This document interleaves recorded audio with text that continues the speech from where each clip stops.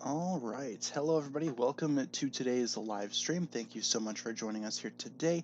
In today's stream, we are going to be talking about episode 40 or 52 of Ninjago entitled Grave Danger. It's going to be the 8th episode of season 5. We are almost at the end, and this is probably one of my, most favorite episodes of Ninjago. If you will, rewatching this one, it was a pretty good treat. I have a lot to say about it. First things first, though, if you guys are just joining us here for the first time, welcome. This is our schedule for streaming. We usually stream Monday through Friday, 12 p.m. to 1 p.m. Central Time, with an episode review and a Q&A. Obviously, the episode review will not take up the entirety of the hour-long stream, so we will jump into Q&A as soon as we get done. Usually it's about 20-25 minutes in, and we will be updating this day by day. If there's ever a day where I cannot stream, I will let you guys know. So yeah, as I said, we got ourselves Grave Danger today. Not a whole lot of announcements to kick off the stream with, except there was a pretty big, reveal yesterday in the Ninjago community with the mechanic secretly being one of Captain Soto's pirates. I'm going to be doing a video on that later tomorrow, and we can jump more into that in the Q&A session if you would like to. Also, in terms of my own personal mail and stuff, supposedly today the Ninjago City Gardens will be coming in, so I will be doing a video on that once I get it. Supposedly it's going to be coming in today, but I'm not going to hold my breath. I will believe it when I see it. So let's jump into this episode. We're going to be answering a couple more questions later on as well. So yeah, it's going to be an interesting one. Got a little bit to talk about. Yeah, we'll jump into the whole, mechanic stuff after we get done with the review itself. Why is my channel not meant for children?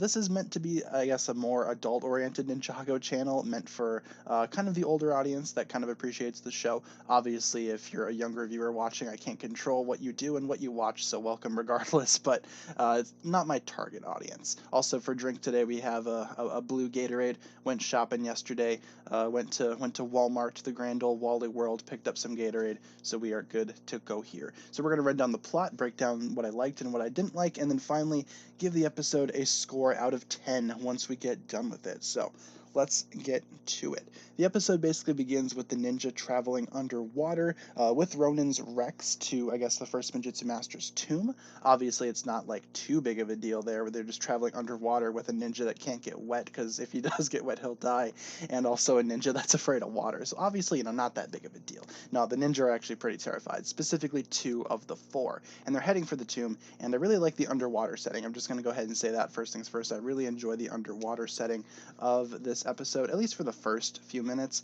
Meanwhile, the bounty crew kind of settles above them. They kind of settle on the water above where the ninja are located, and Masako basically explains the famous riddle of this episode: a Spinjitzu Master can, a Spinjitzu Master cannot. So that's going to be, key in solving some of the tomb's puzzles later on for the ninja, and they are soon attacked by a Leviathan, one of those big, squid-looking things that we first saw in Season 2. One of them attacks the ninja, and they eventually do trap it in a rock, so no harm, no foul. They pretty much get away from that pretty quickly, and they do eventually make it to the tomb. So once they get there, they kind of step out and kind of see the sights. Moro is apparently already there, which is unfortunate for them. He's kind of already made his way into the tomb, and even more unfortunate for them, the Rex decides to, just scram really quick. The Rex kind of turns around and just leaves, leaving the ninja stranded and leaving them without their arrow blade weapons. So the ninja are at a huge disadvantage here. No powers, they don't have the Sword of Sanctuary, they don't have their weapons, and they're basically lost. So very, very, very interesting stuff there. They're kind of, at a really big disadvantage. Meanwhile, Moro's army is also kind of above the tomb's location as well, so there's going to be like a little bit of a, a rivalry going on both in the tombs and on the water surface with the Destiny's Bounty crew, as well as Moro's 2 remaining minions, those being Bansha and Soul Archer. Wu and Nia basically discuss her training, and Nia kind of brushes it off casually, showing very much that Ronin's influence is rubbing off on her, so that's not super great on Nia's end, and of course Wu kind of makes note of this too. Ronin's influence is not a good thing for Nia to possess. Ronin is not a good role model. We kind of discussed that in the last episode. It's definitely not a good person. You don't want to be a Ronin. Hashtag don't be a Ronin. Meanwhile, the ninja basically enter the tomb and make their way to the first, challenge, if you will. They enter a room. It's like a circular room with a whole bunch of doors in there, 16 to be exact, presumably a door for every realm, and they need to figure out what door to enter. Now, going back to the riddle, a Spinjitzu Master can, Spinjitzu Master cannot. What they need to do here is use Spinjitzu, naturally. So Zane goes ahead and does a spinning technique there, does a little bit of a Spinjitzu, finds the door, supposedly the same door that the ninja had entered through originally, but when they enter that door, it's a whole lot different. It's actually the second round of the, I guess, first Spinjitzu Master training extravaganza, or whatever you want to call it. So basically what they need to do now, there's a golden staff there, and the ninja basically discuss what their next course of action is. Of course, Kai decides to go for the staff because, he's Kai, kind of triggers a whole bunch of traps and almost gets the ninja killed, so that's not super good on Kai's part. But eventually they kind of go back to the riddle. A Spinjitzu Master can, a Spinjitzu Master cannot. What exactly are they supposed to do here if they cannot reach the staff? Of course, Cole kind of figures it out. He just kind of jumps off the edge and kind of falls, and that's exactly what they're supposed to do. A Spinjitzu Master cannot do this challenge, and Cole was the one that figured that out. I thought that was really cool. And the ninja basically follows suit, and the ninja basically go on a really big ice roller skating thing, or a roller coaster. It's not super fun. Yeah, it's pretty funny. Couldn't they just fly to the staff? Kai tried to. Kai tried to use air jitsu, but it didn't make it all the way there. He tried, but he kind of failed at that. Kai was kind of pretty much in over his head with that challenge. He desperately wanted that staff to try to prove something, but again, going back to the riddle, they were never supposed to do this challenge in the first place, and I really like how Cole was the one to figure that out. So Cole kind of leads the ninja down this weird ice roller coaster thing, and eventually they do make it to the bottom. It's kind of like a huge ice maze, if you will, and this is where we get the infamous scene with the ninja's reflection. They basically, I guess, see future versions of themselves, and every ninja sees something a little different. Kai sees himself, but older, in these weird sensei-type robes, which all of the ninja do see that. Zane sees himself as well, significantly older, I suppose, quote-unquote older. He's basically just the same, because, of course, he doesn't age like a normal human being, because he's not a normal human being. Jay sees himself with Nia, and he has an awesome eye patch, kind of alluding to the next season, and Cole kind of sees nothing, which is very infamous. A lot of people have been making theories of why Cole couldn't see anything. I myself have made a couple of theories as well. So obviously, with that being said, there's not a whole lot to talk about there. It's just kind of left open and ambiguous. However, what Cole does begin to see in the tomb is Moro. And there was a question, why did Moro, or how could Moro get to the tomb? He had the Sword of Sanctuary, which basically gave him all of the answers. I mean, he didn't really need to, I guess, do any of these weird challenges because he had the sword in front of him. He could basically see the future and figure out what he was supposed to do. So obviously it's not super great for the ninja because, again, they're at a disadvantage. But Moro appears down in the ice maze and a battle begins here. The ninja basically all fight Moro, some of them more than others. Some of them have a little bit more of a strategy. Kai eventually comes up with a strategy as well. In terms of how he got underwater, I have no idea. That's a good question.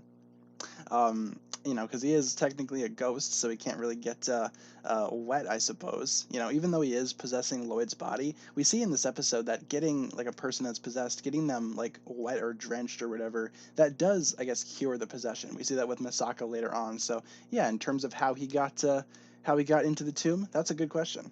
Eventually, they do kind of get up through a cave type thing, so maybe Moro went through that. Who's to say? There's probably various ways into the tomb. Of course, we did see him at the entrance with the ninja, so who's to say? Not really too clear on that. I think it would have made a little bit more sense to eventually get some type of mech. He had the Samurai X mech, but it would have made a little more sense for Moro to have some type of vessel to transport him down there. Maybe he used like a wind force field or something using his powers. Who's to say? We've seen the ninja make elemental shields before. But yeah, eventually Kai realizes a trick during the fight with Moro. He can actually trigger the icicles on the floor, and they kind of trap Moro, and that's basically how they get an advantage, finally, for once. They kind of escape, go a little bit forward, but they eventually do realize that the path to the first Spinjitzu Master's final resting place isn't forward, it's actually below. So instead they start digging, and they see light, and eventually they fall into the first Spinjitzu Master's tomb, which is kind of scary, kind of creepy in a way, but also kind of, I guess, majestic. They find the remains of the first Spinjitzu Master, and that's super fun. Holding the realm crystal, they all kind of bow to him. I thought that was really sweet. And yeah, this is basically the god of all Ninjago, so it's kind of a big deal that they're actually finding his resting place here. They pick up the realm crystal, but as soon as they do, Moro kind of appears behind them, not possessing Lloyd's body anymore. They are both separate at this point, but Moro kind of has Lloyd at knife point here with the Sword of Sanctuary, and he demands the realm crystal, or else Lloyd will be stabbed cut, whatever you want to say. Not a good position for the ninja to be in. Meanwhile, up on the surface there, they eventually do, I guess, cross paths with the ghosts, the crew of the Destiny's Bounty, and a small battle breaks out there. It's not a big battle, but Misako kind of gets possessed, and it's not super like enjoyable. Honestly, the battle on the water isn't the best thing ever, but it still doesn't really matter because that's not the main point. Nia does use her powers though to kind of deflect some of the ghostly arrows, and obviously, with that being said, the battle is kind of over just like that. The ghost's boat kind of sinks, and Misako gets free of her possession once Nia splashes her with water. Oh yeah, Wu got a new outfit this time too. I forgot about that. Yeah, Wu is in his Master Wu attire here, so I thought that was kind of cool. Meanwhile, back underneath the tomb, the decision has been left up to Kai, and the ninjas soon realize that their powers are slowly coming back because Lloyd is free from Moro's possession. Obviously, the powers are coming back. They're not at their full strength just yet. They're still very weak, but that's still enough. Kai actually uses this opportunity to heat up the realm crystal a little bit and give it to Moro, kind of like a trick. Moro, of course, grabs it and burns his hand promptly because, of course, Kai was, pretty actually pretty strategic here. So not bad, Kai. You actually kind of made up for some of the bad decisions that you made earlier in the episode. Yeah, not super bad there. The ninja basically uses this opportunity to try to rescue Lloyd and also retrieve the realm crystal. They kind of break off into two little groups, and these groups are probably the most, I guess, awkward groups that you could have.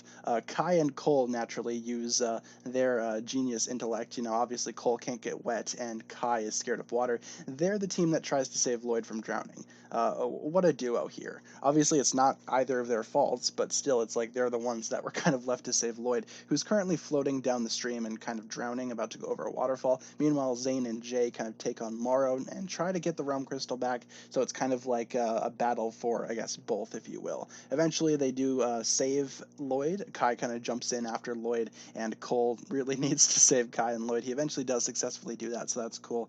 And Jay and Zane kind of get into a little bit of a mishap there during the battle, and Morrow actually does get the realm crystal. Morrow takes this opportunity to escape and frees himself from the tomb, uses the crystal to create a portal, presumably to the cursed realm, and kind of jumps through that along with his ghostly allies. So they escape with the realm crystal, and it's not good for the ninja. But it is good for the ninja in a way, as they emerge from the tomb, all secure, all safe, and with Lloyd in hand. At the end of the day, the ninja have saved Lloyd, their powers are restored, and now they are ready for the battle that will soon be, I guess, put upon Ninjago once the, I guess, cursing of the realm or the land is complete. So that's basically where the episode ends, kind of a lead into the big season finale, which is kind of two parts. We'll be talking about part 1 tomorrow, part 2 on Friday. How does the ghost burn his hand? That's a good question. I feel like in a way Morrow is still kind of mortal and still naturally affected by the other elemental powers, and since fire is technically one of the elements, I bet you that's why he was affected by it. At least that's the explanation that I'm kind of going with, I suppose.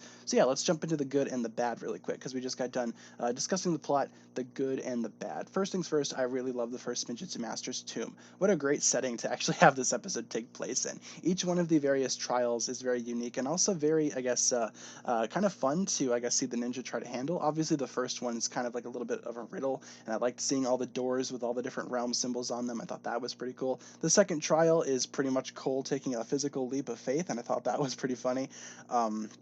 Obviously, with Cole, he was the only one that kind of figured out that, hey, this is something that a Spinjitzu Master cannot do. So the ninja followed suit. I thought that was a really cool leadership moment for Cole. I thought that was really cool. And also the whole golden staff thing. Yeah, the golden staff is basically just it's not like it means anything.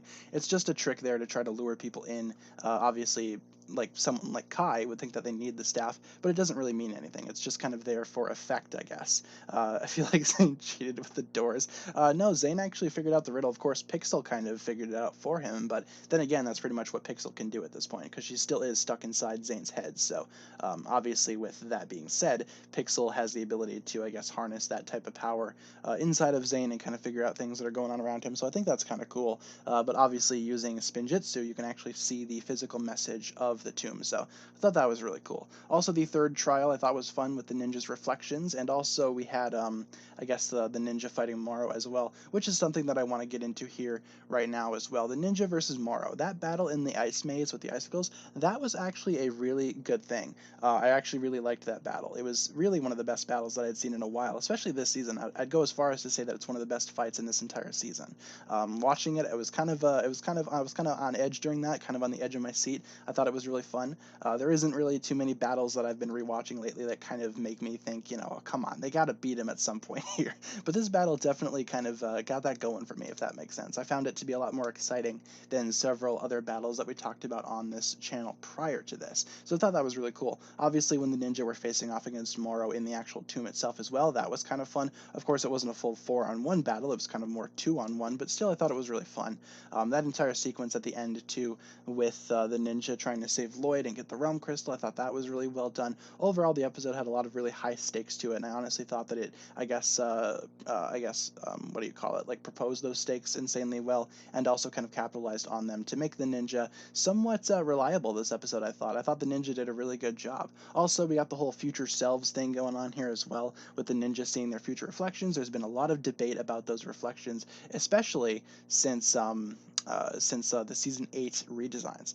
Am I talking in real time? Yes, I am. I can see all of you guys. Why was Master Wu's hat golden this season?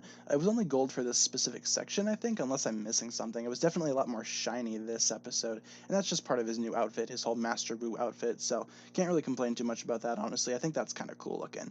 That is a good thing that I want to point out about this episode as well. Master Wu's new outfit is incredible. But yeah, going back to the reflections, there's been a lot of debate about them, especially since the redesigns. People are wondering if the reflections are still applicable to the modern day. I still think that they are. In terms of why Cole couldn't see himself, I still feel like it's because he will be dying at some point and can't see that far into the future. Some people might suggest that it's just because we found out that Cole can turn invisible at some point. But when you think about it, why would Cole only see something from like the next season prior when all of the other ninja saw like in the distant future?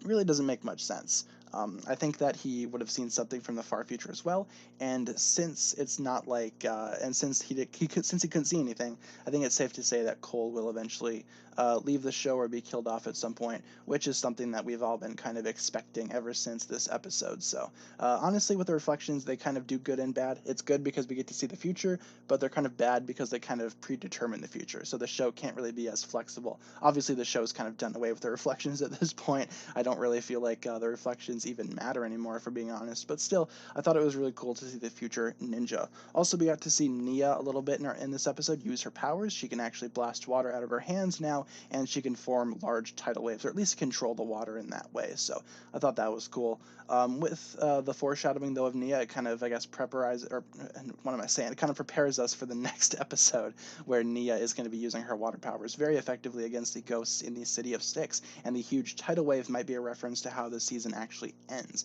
We also get the introduction of the Realm Crystal, of course the actual physical introduction, we've kind of heard about it earlier, but the Realm Crystal itself is obviously going to be something that the ninja are going to hold very precious, and obviously with the Realm Crystal's role in this season, I feel like it's going to be a big thing in the finale, or at least I know it's going to be a big thing in the finale, because we've seen it already. Also, I'd need to give a quick shout out real quick to the underwater portion of this episode. Again, with season 15 kind of around the corner, I think it's very safe to say that season 15 is going to be an underwater themed season.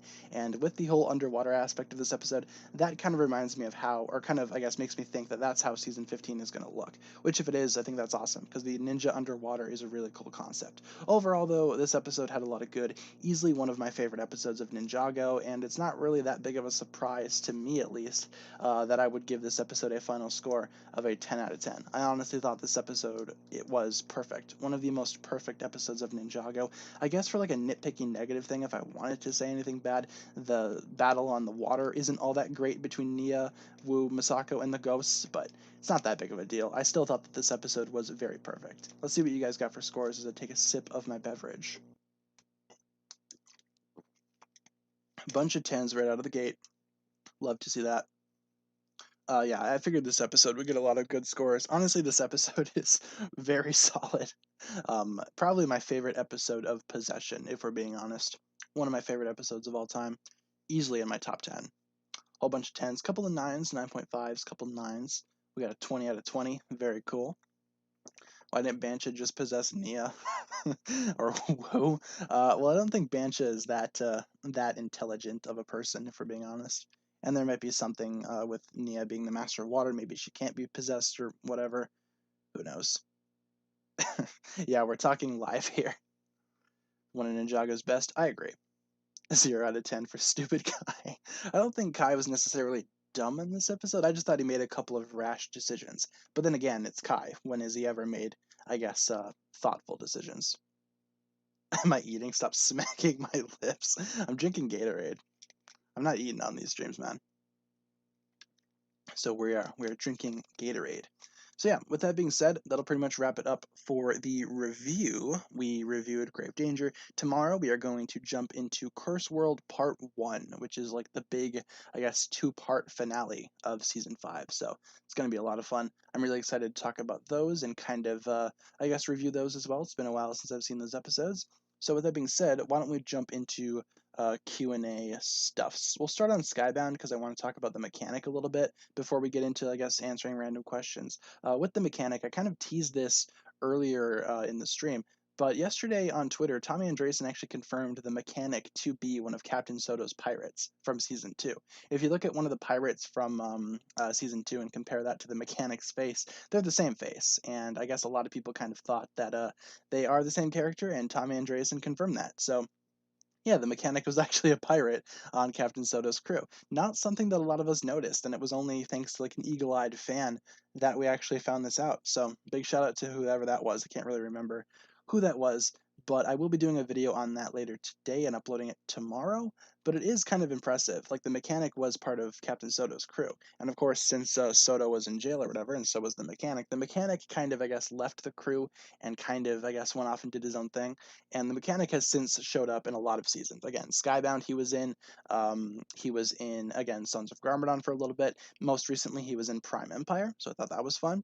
But yeah, overall I just I thought that that was a pretty interesting thing to discuss, and I will be doing a video on that later today again, uploaded for tomorrow. So yeah, he's not going to stay with Soto, obviously. Bring back the Q&A picture. I have it deleted off the stream, and I keep on forgetting to put it back on. But tell you what, I will write a note to actually leave it on there for tomorrow. I had to delete a bunch of stuff off of the traditional episode reviews once we did the 10-hour stream, and I forgot to include that back. So my bad. We will work on that later on and get it back up and running. So but yeah, I just thought that was a pretty cool thing. What do you guys got for questions and such? Because we can now honestly talk about anything. Doesn't matter. Empire Dragon or Cyber Dragon. I think the Empire Dragon's kind of better. I didn't get either of those because, to be honest, I don't really care for either of those dragons from Prime Empire, but I think the Empire Dragon looks a little cooler than the Cyber Dragon. I'm just not a big fan of the Cyber Dragon's colors necessarily. I don't really like just the plain blue. How was my day? My day was alright. Woke up fairly early today. Sometimes you guys know I wake up maybe 20 minutes prior to the stream. I was actually up for a couple of hours today. So I feel good. I feel refreshed.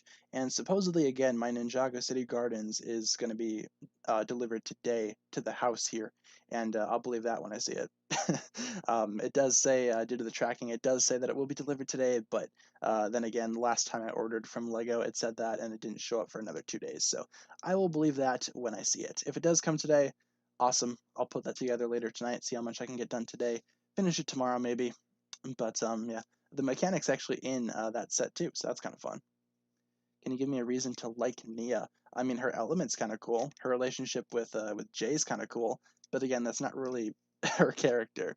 I suppose she is kind of, I guess, a strong female character, but again, I don't really feel like you need to say that. I've kind of discussed that on streams before, but like the strong female character aspect of like, again, like female characters, I feel like there's a way to do it, and there's a way to do it and not be like super preachy. Again, you can have a strong female character and not, emphasize the fact that they're female being the only reason that they're strong. Nia kind of doesn't do that. So, yeah, Nia's woke, I suppose. So, I don't know, just my own personal thoughts. Again, there have been examples of strong female characters in other things that I watch. Nia is not one of them. If you want to look at a strong female character in Ninjago, just look at Skylar. Like, Skylar's an amazing character. Yeah, Captain Marvel's an example of what you don't want to do when writing a female character. You don't want to make the only reason why they're strong being that they're female, because that kind of, I guess, in my opinion, that's offensive, you know? To make the only reason why you're strong be the fact that you're female, no. No, I'm not a fan of that. That, in my opinion, that's just not good writing. Do I think they need a better officers at the prison? Absolutely. They need better security at that Cryptarium prison. It's like people break out of that like every other day. It's not fun. How will I get all the ninja for season 14? You can do that by getting the 3 cheapest sets in the wave. You don't even really need to get the big one, the Catamaran Sea Battle. That one you don't even need to get if you want. Just get the Jungle Chopper Bike, the Jungle Dragon, and the Keeper's Village, and then you're good to go. You will literally have every figure in that wave, and you don't even have to buy the big one. Working on the Ninjago City Gardens now. Excellent. Now, it's a pretty cool set. I'm excited to build it. I'm planning on filming maybe an unboxing video of the actual set itself. So if that's something that you guys would like to see, let me know and I could totally put that together for you guys. How will Dareth go to jail? Hopefully he and Ronan will be arrested together and they can actually, maybe they could share a cell in Cryptarium. That could be fun. Honestly, they both need to be arrested. The officers keep falling asleep. Yeah, it's not great. Like, Ninjago security is not fun. Honestly, if the ninja could run Cryptarium, that would honestly be the best case scenario, but they really can't. Like, take some of the other elemental masters and put them up at Cryptarium as guards. It's like they can't be doing much of anything. What are my expectations for season 14? I'm expecting it to be, I guess, the part one of the two-part story, if you will. I feel like 2021 in general is going to very much be like a part one for season 14, part two for season 15. I feel like those two seasons are going to be very much connected in a lot of ways.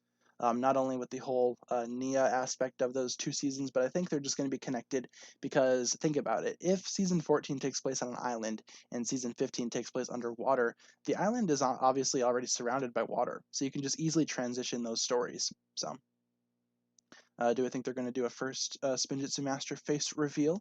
They kind of did that a little earlier. We've seen a little bit of his face, but we haven't seen the full thing. So, in terms of whether or not I think they're going to show the full thing, I doubt it. I honestly think that keeping the first Spinjitzu Master's face kind of ambiguous, I think that's a lot better than revealing it, especially if he's like this almighty creator for Ninjago. Yeah, I feel like keeping it a little secret, I think that's a good thing, honestly. Just my own personal opinion. We're switching it up and looking at season 1. Which season 14 set am I most excited for? Probably, if I had to pick one, probably the Keeper's Village. I think that one looks the best out of all of them. He did face reveal on TikTok. I'm not on TikTok. I think I have an account when I made one like a long time ago, but I don't use it. It's just not an app that I like. Favorite character in Day of the Departed? Like, favorite villain that came back, I suppose? Well, I thought Chen was fun, but I think Moro was, like, honestly a pretty good villain, because he kind of redeemed himself there. In Day of the Departed, he wasn't really a villain as much as he was just, a warning for Master Wu about what was going on with Yang. So I thought that was kind of cool. I think Cole didn't have a reflection because his future was uncertain since the people in the Cloud Kingdom said that they didn't mean for him to be a ghost. What do you think? I think that's a good explanation, kind of open and ambiguous, left up to interpretation. I think that could be a decent explanation. I don't know. I just honestly thought that that meant that Cole was not going to survive the entirety of the series. So, I don't know. Honestly, it's up to interpretation. Anyone can think whatever they want, really. What's my least favorite season? Day of the Departed, if you can count it as a season, or season 11, specifically the Fire chapter. The Ice chapter is significantly better than the Fire chapter, but it's still not great. Season 11 as a whole is just kind of weak in my opinion. So, which ninja do I think will dramatically change? Honestly, probably Kai. I kind of have this long-going theory that Kai is going to turn out to be a villain. I feel like that's as drastic of a change as you can get, like having a ninja turn into a bad guy. I think Kai could be a villain, especially in season 15. When Nia's the focus. Maybe Kai is going to be, I guess, the bad guy in that scenario. We do know that we are getting like a fire dragon set, so maybe that could be like a villainous fire dragon for Kai. Is there any existing ship in the show that I don't like? Well, they kind of hinted towards it, but I guess Wu and Misako, they're not official. They're not like an officially a couple or anything like that, but I still find it to be very uncomfortable. They hint towards it a lot, and it's not a good thing. Like, I still find that to be a really weird ship. Of course, it's not like a confirmed couple. They're not canonically together, but still, just kind of awkward. Otherwise, for like official couples, there's not a whole lot that I hate. I mean, I love Zane and Pixel. I love Jay and Nia. I love Kai and Skylar. So there's not really a whole lot of, I guess, official couples that I don't like. But I definitely do not care for the whole Wu and Misako ship. Not my favorite. Might try to get a ninja-based Lego set at some point. What would I recommend? I'd recommend the Airjitsu Temple if you can get it. I think that's the best base that the ninja have ever had. Otherwise, the movie Destiny's Bounty is a good set too. That's my favorite set of all time, and it kind of looks like the bounty that they had in season 8, 9, and 10, so I'd recommend that one. Either the Airjitsu Temple or the movie Destiny's Bounty. Or the new monastery. The new monastery is not too bad. It's just kind of small. I think the new monastery could have been a little larger. I don't like Ronan and Nia. Yeah, that one's not good. Not good at all. What's the best name for the original dragons? Like the best nickname? I like Rocky. I think Rocky's my favorite of the original dragons. Absolutely. My second favorite character and why? I'd probably have to say Skylar. I just feel like she's an underrated character in the show. One of my favorites, probably top three. I'd say my top three right now. My first would be Cole, my second would be Skylar, and my third would probably be Garmadon. I think that would be my top three. I don't know. I just really like Skylar. I thought she was a really cool part of tournament, and I'm still kind of salty that she never became a ninja. I will be uploading a video later on today. It's already uploaded and scheduled on the channel to come out later. Going to be talking about what if Skylar actually accepted Kai's offer and became a ninja. How would the series change, and what would Skylar's character look like? So, hope you guys are looking forward to that video. It's going to be coming out later today. And yeah, I got a lot of cool videos coming out, I'd say. Underrated. She's actually overrated. I don't know. I kind of consider her to be an underrated character because she's kind of underutilized in the series. I understand that she might have been a little overpowered due to her element, but I don't know. I still think that she deserves a little more than what she was given. I'm still happy that she had cameos throughout the rest of Ninjago, though. She's kind of appeared in every single season, almost every single season. In season 5, she was there at the end. Season 6, she was obviously part of Jay's replacement team. Season 7, she was, yeah, she was in the background a little bit. She had one scene with Kai. I don't think she was in season 8, and in season 9, she was part of the Resistance, and season 10, she was there at the very end. And I don't think she's appeared since. Not super fun. Do I think a ninja will get married? I think that we will see, I guess, Jay and Nia's official marriage at some point before the series ends. They already are, I guess, engaged, kind of, sort of, like the Ninjago equivalent. So I have a feeling that we will be seeing the wedding later on. Yeah, they're kind of engaged, I would say. I don't think they're officially married just yet. I'd say they are engaged, like the whole yin yang promise thing. To me, that's the Ninjago equivalent of engaging somebody or getting engaged to somebody. Am I going to review season 14? Yes, I will. Not in the live stream format like this, but every single season we have reviewed the episodes, so I don't see a reason why season 14 would be any different. We're going to be doing those on the channel normally as videos, so. Favorite Zane vehicle? I really like the new Titan mech, especially from Legacy. I think that looks really cool.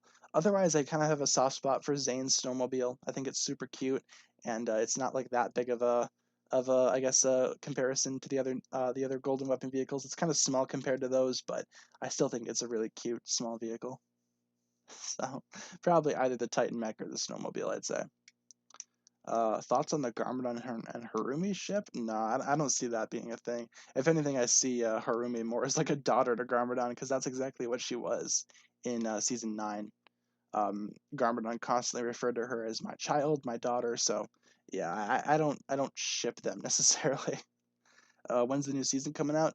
We don't have an exact date yet, but I would imagine probably sometime next month or March. I know the sets come out in March though, like March 1st, I think is the U.S. release for the new sets. So hopefully at some point soon we'll be getting those. Vanya or Harumi?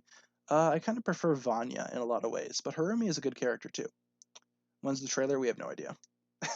We don't really have an official answer to that yet. And unfortunately, I don't have insider knowledge on this kind of stuff. I don't work for Ninjago. I don't get any special treatment from them, so have no inside info. I will know when you guys know.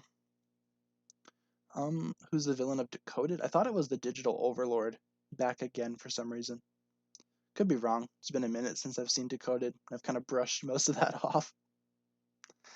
3 favorite villains. Probably Garmadon, the Overlord, and Master Chen. Master Chen I always thought was like a really cool villain. He was kind of a psycho, but I always thought that was really funny. So, normal Zane or Buff Zane? Gotta go with Buff Zane. Can't really go wrong with Buff Zane.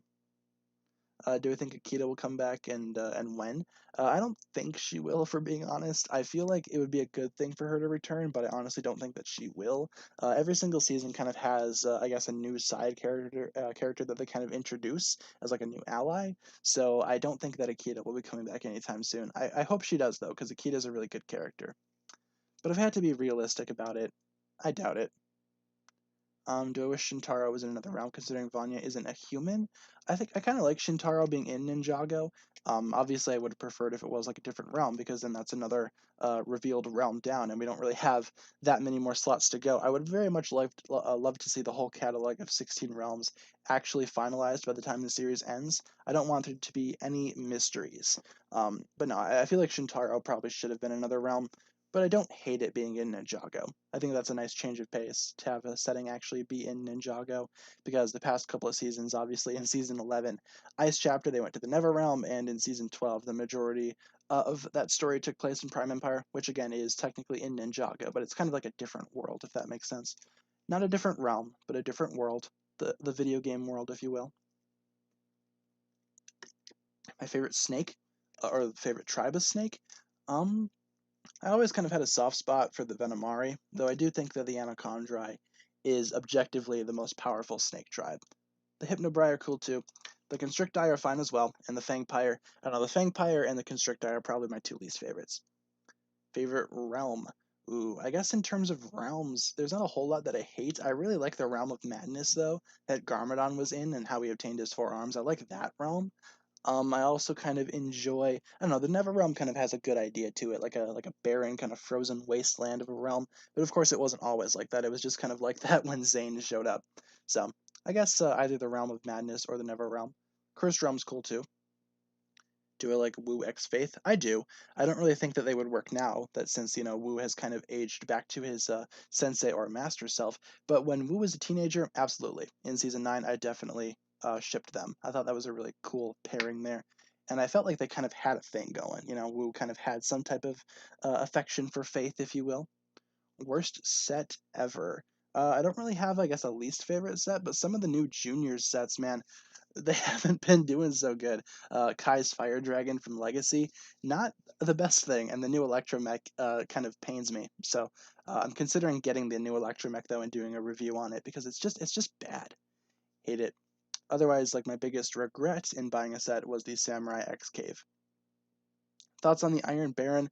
Kind of a weakly written villain, but I do like his style. He has a nice hat. I think it looks cool. But nah, in terms of a villain, he's definitely not a good, I guess, villain in terms of writing. But I feel like that's just because season 9 was kind of overly crowded. I mean, think about it. You had Garmadon and Harumi kind of taking up a large majority of the spotlight, and the Iron Baron was just kind of off to the side there. So I love the new Kai's Fire Dragon. I think it looks really kind of awkward and weird. I like the head, though. I was contemplating getting it just for the head, because I think that's actually a genuinely good piece, and kind of customizing the body and actually making a decent looking fire dragon. The set itself, I don't know. Parents bought me junior sets for Christmas. Ooh, yeah, I don't know, man. A lot of the new junior stuff hasn't really been doing so hot. I don't know how well those things sell, but in terms of like design, they're kind of bad. I get that they're meant for like a younger audience, but it's like, come on. If one of the ninja were to change their geese color, who and what would it be? If anyone was gonna change their geese color, I think at this point it would be Nia, realistically, and I feel like Nia would change hers to like a dark, like kind of like azure blue, kind of like a water blue. Like if you guys are familiar with the most recent revival of Bionicle, Golly, the Toa of Water, she kind of had that same kind of light blue or azure blue that Nia's kind of using in her season 14 suit. So I feel like if anything, she might switch over her color to that. Otherwise, I could totally see Cole's color changing to the orange ninja as well, if they want to do that at some point down the line. Normal Zane or Pink Zane? Gotta love Pink Zane. I have to go with Pink Zane, man. That figure is just so cool. I'm glad that we finally got it with Prime Empire. Do I know what happened to Mistake? She was killed by Garmadon during season 9. She was kind of taken out there. Not the best case scenario for Mistake, obviously, but unfortunately, that's just what happened. Garmadon kind of iced her in that way. Skylar already wears orange. Yeah, but Skylar is not a part of the team. I could very well see Cole, I guess, changing his attire to fit more with like that orangey color scheme that we first got a few hints of. I feel like season 11's Cole suit kind of, I guess, emphasizes the orange in his outfit a little more than any other season did for Cole. Are you sure she was killed? They never showed it. We can only presume that she was killed off. We kind of got that through I guess context clues and some of the characters saying that she was dead. So unless she comes back in the future, I think that it's safe to say that she's dead. We also didn't see Harumi's death explicitly, but there's always a chance that she could come back too. But for the most part, I feel like Mustake is dead in the series right now. What minifigure from Ninjago would I like to see? I would like to see some of the other Golden Ninja that actually appeared in the show, like in the Digiverse. We have Zane's and we have Kai's. Obviously, they're not super show accurate, but we do have them. But I think we need Jay's and Cole's still. I would like to see that. Yeah, I do agree with that statement. Skylar's a little more of like a yellow color. Yeah, yellowish orange. Cole has proper orange. Yeah. Cole's orange is definitely orange. Skylar's orange is kind of like, yeah, as you said, a mix of like yellow and orange. It's more yellow than anything. I always consider her to be the yellow ninja if she were to have joined the team. What do I think of Wu and Faith, but she ages to Wu's age? That could work then. Like if Faith became like an old lady, I think that could work a little better. I don't know. Just part of me kind of feels a little like awkward, kind of shipping old Wu with current Faith. If she were to be aged up, I think that would work. And again, it's not like Faith's age is ever like I guess explicitly stated as well. I don't remember it being explicitly stated. I mean, she isn't human, so who knows? Maybe that could work. Favorite mech set excluding the movie? If we're not including the movie, then probably the Legacy Zane's Titan mech. That's easily one of the best mainline Ninjago mechs that we've gotten, at least in my own opinion. I know that Lloyd's Titan mech has a lot of fans, but I'm not a big fan of that mech. I'm not a big fan of the design. I like the head and I like the overall body. I just don't like that weird thing that attaches to the back with the wings. Don't like that, and I also don't like the fact that the legs on the Titan mech are just stiff. At least with the new Legacy Titan mech, it has knees. I also really like the original Golden Mech too. Not the Legacy remake though. I never really ended up getting that set because to me it just really didn't look all that great. I always thought the original Golden Mech looked a little better. Is the Ninjago movie one of my favorite films? I wouldn't put it in like my top 20. If you guys have seen my Instagram, I recently made a post of my top 20 favorite movies of all time. The Ninjago movie did not make the list, but it still is a pretty cool movie. Like I still have it. I still love a lot of movies that aren't on my top 20. It's just that I don't feel like it would get a spot on there. The original Lego movie's on there though, because I feel like objectively that's a better movie than the Ninjago movie. But I still really adore the Ninjago movie. Like don't get me wrong, it's still fantastic. I still love it very much. So just didn't make the top 20. Do I wish we had season 11 Kai versus Zane? Yeah, I feel like that would have been a very cool way to actually end off the story. Part of me is still kind of upset that the story kind of took Lloyd and put him up against Zane for the final showdown. I think it would have been really cool if Kai kind of faced off against Zane, because that would have, I guess, emphasized the whole fire and ice dynamic that they had going on. Nia Samurai or Pixel Samurai? I think Pixel works better as a samurai. I think Nia works better as a ninja. Least favorite elemental master? Um, probably Jacob, the Master of Sound. Do not like him. I like his figure. I think his figure looks awesome, but I just really don't like his character. I don't really like his elements. To be honest, I wasn't really too upset that they kind of left him on the island during season 4. Least favorite ninja slash character? Well, my least favorite ninja right now is Nia, but that doesn't mean that I hate Nia. I still think she has a lot of redeemable qualities.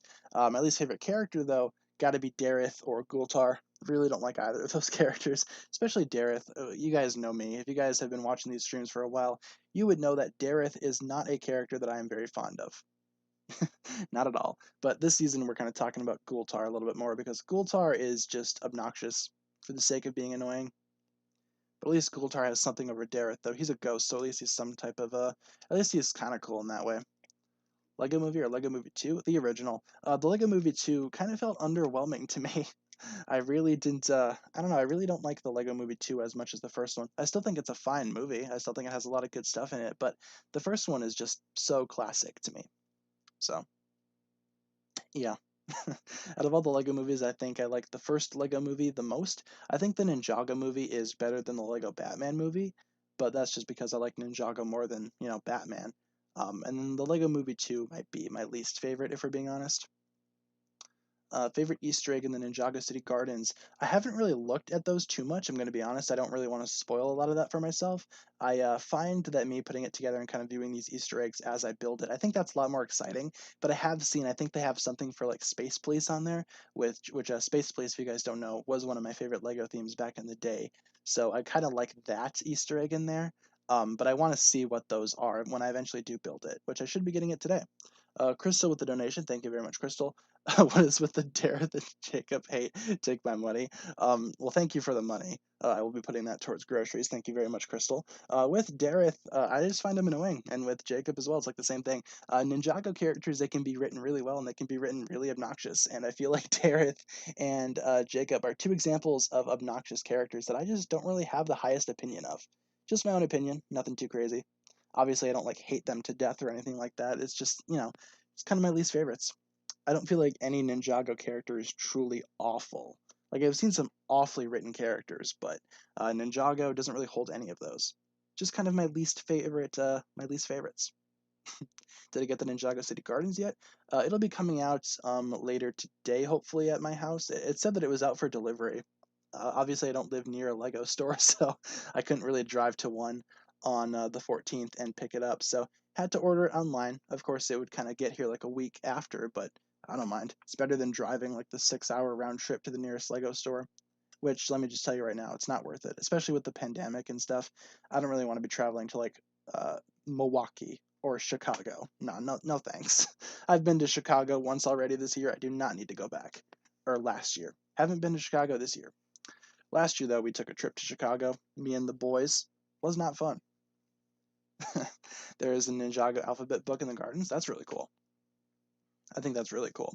I hope there are more of like those little Ninjago playing cards that they kind of include in the larger sets because I like collecting those, like the little miniature playing cards. Kohler Zane on best chef. I think Zane objectively is the better chef. As I take a sip of my water. Will I review seasons 7, 8, 9, 10, 11, 12, and 13 again? Probably not, because I've already reviewed those. I mean, the purposes of these streams is to, I guess, review episodes that I haven't reviewed yet.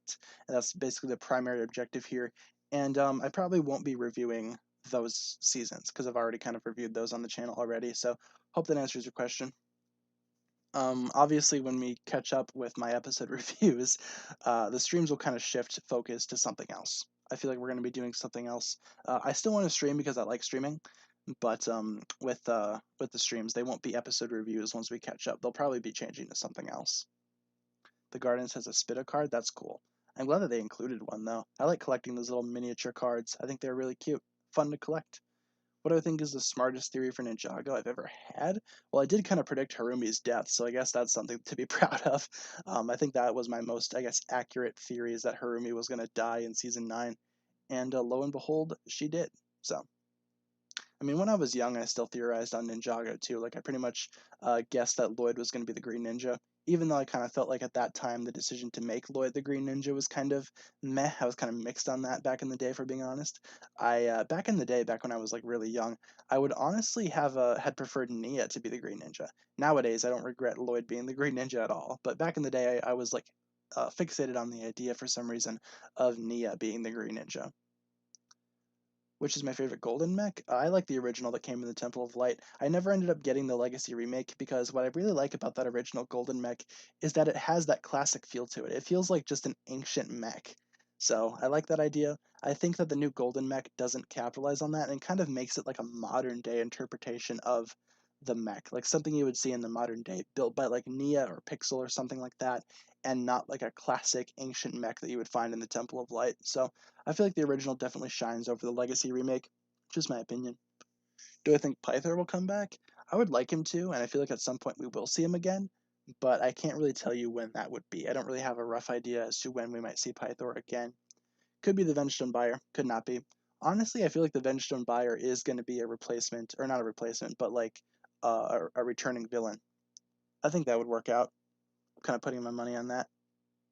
Can you watch season 14 anywhere? Season 14 is not out just yet.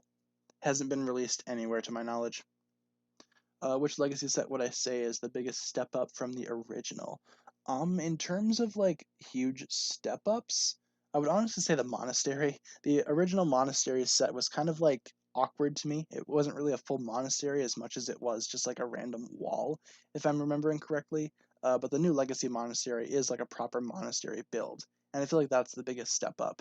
Biggest upgrade that I can think of off the top of my head. Otherwise, they gave the Titan mech knees, so that's cool. Do I think Garmadon would turn good again? I think so. If we ever see Garmadon back again, I feel like he will be a good guy, kind of a good character. I think it would be cool if he would still be in his evil, I guess, four-armed Garmadon look that we last saw in season 10, but they could make him like Sensei Garmadon, but he still looks like evil Garmadon. I think that would be cool. That'd probably be the best of both worlds. He could still have that kind of sarcastic tone to him, which I adore. Least favorite MCU movie, Captain Marvel. Not even a question. I've only seen Captain Marvel once, and that was in the theater, and I have never watched it again because I just did not like it. It seems like the most average Marvel movie to me. It's not a good thing. Nia Green Ninja, interesting. Yeah, I was kind of always thinking that the Green Ninja would turn out to be Nia. I never thought that it was going to be one of the original four. So I always figured it would be just some other character. But of course, as more and more stuff started coming out, we kind of got more and more hints that it was going to be Lloyd. And I was kind of thinking, all right, Lloyd's the Green Ninja. I'm fine with that. And then we got the whole leaks and the whole, I guess, leaked images for the summer sets, and we saw Lloyd ZX as the Green Ninja. So, not too bad. Nia or Black Widow? As a character, I kind of like Black Widow a little more, for being honest. What if Garmadon became the Green Ninja, where Garmadon had to basically fight off the Dark Lord himself? That could be fun. But I feel like it was always going to be like one of the younger characters. Shard or Rocky? I like Rocky. Of course, Shard, the ice dragon. That was the only dragon that I had because I got it on sale. I think at like a Shopko, I think it was for like $7. It was like on clearance, so I managed to get that because back in the day I didn't really have much money as I was like a really small kid.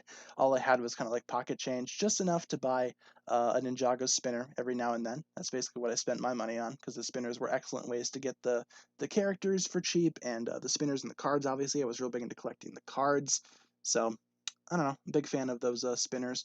But no, I remember finding the Ice Dragon Attack set on sale for like $7. And I was like, whoa, I have $10 and this is only 7? Yeah, let me get the Ice Dragon because it was like my first genuine Ninjago set that wasn't like a spinner.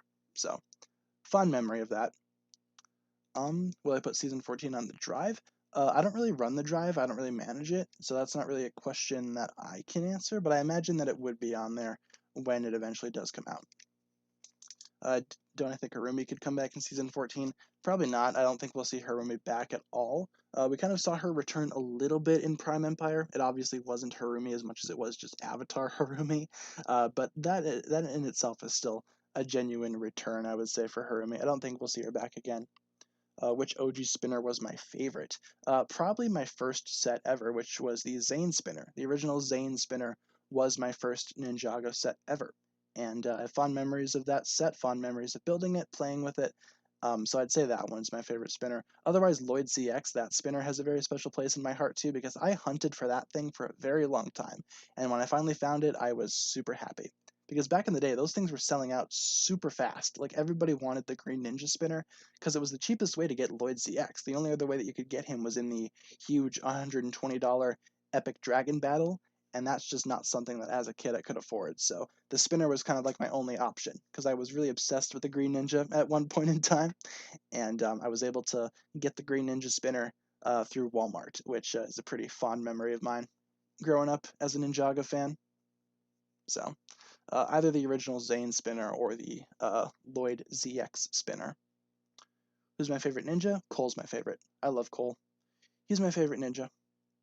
I remember your quest for the Green Ninja vid. Yeah, that was like a long time ago, but yeah, that basically recounts the story.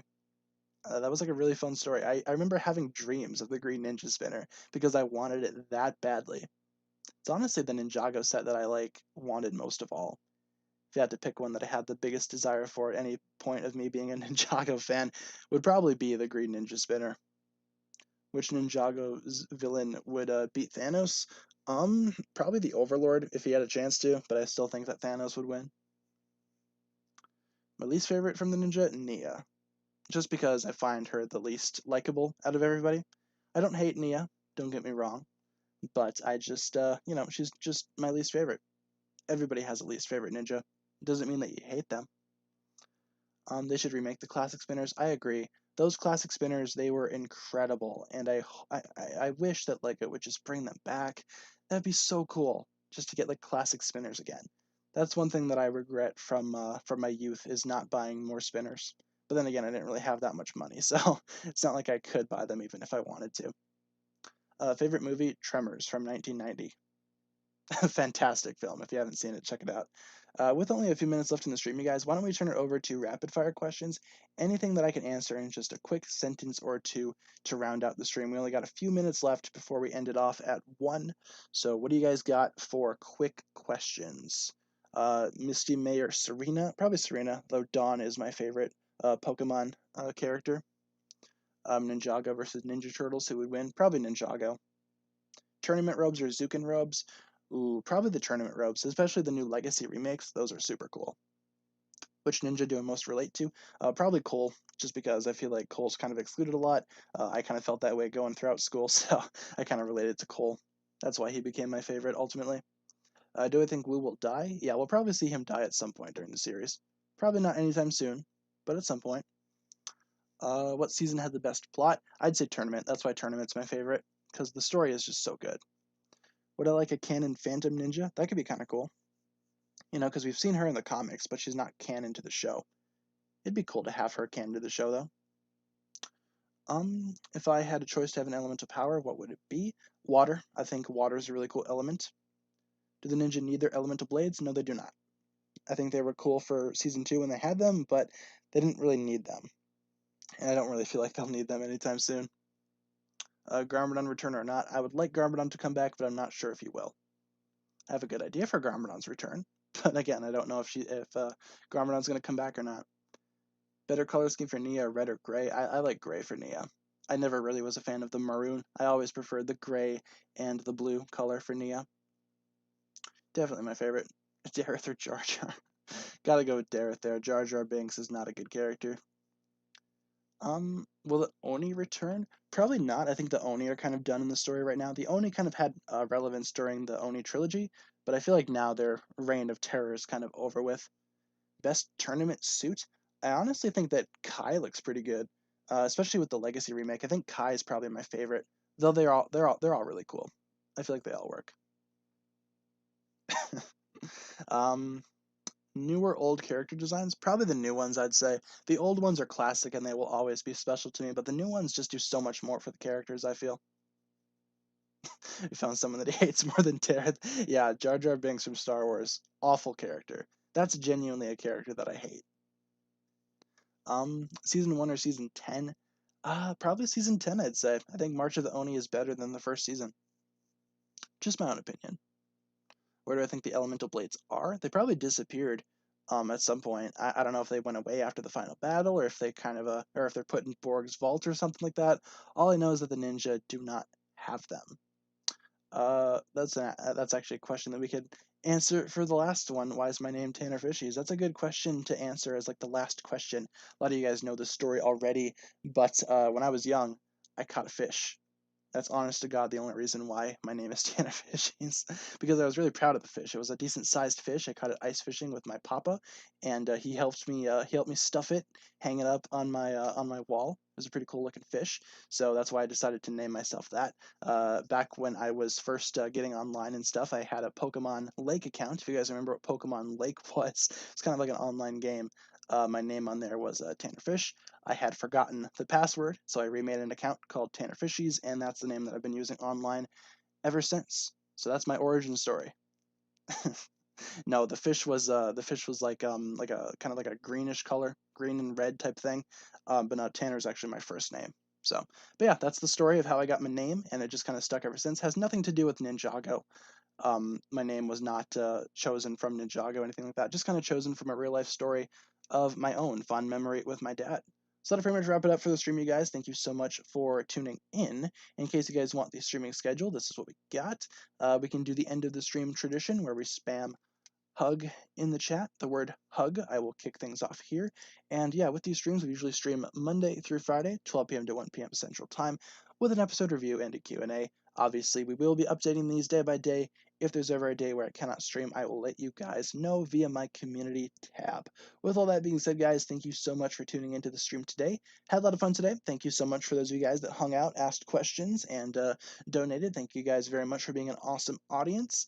And be sure to stick around on the channel. We got a couple more videos coming out today for you guys, including a video talking about Skylar and then another video coming out later tonight. So thanks a lot for watching this stream, guys. I'm going to go ahead and get started working on a couple more videos, and I will catch you guys in the next stream. Thank you guys so much for watching, and I hope you guys have a